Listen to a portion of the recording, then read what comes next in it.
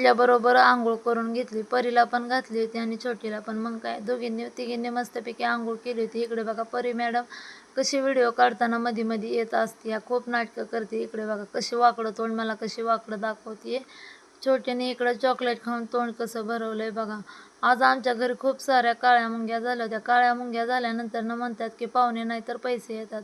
खरं आहे का मला कमेंट करून नक्की सांगा. आता काही जणांना असं वाटतं की मी ब्लॉगिंग करते म्हणजे नुसता टाईमपास करते. आता त्यांना काय माहिती ह्याच्या मागं किती मेहनत असते काय असते. जे करतं त्यालाच कळतं. अशा लोकांकडे दुर्लक्ष करायचं आणि आपले कामं आपण करत राहायचे, मला तर एवढंच वाटतं. मग काय त्यानंतर परी मॅडम आज माझी खूप सेवा करत होत्या. डोकं काय विसरून देत होती.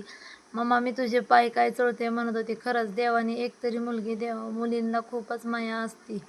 खरं आहे ना, मला कमेंट करून नक्की सांगा. इकडे बघा बाळ माझं कसं पाय चोळतंय. खरंच यार, देवाने प्रत्येक घरात एकतरी मुलगी द्यावी. चला तर मग आजच्या पुरतं एवढंच होतं. भेटू उद्याच्या ब्लॉगमध्ये. बाय.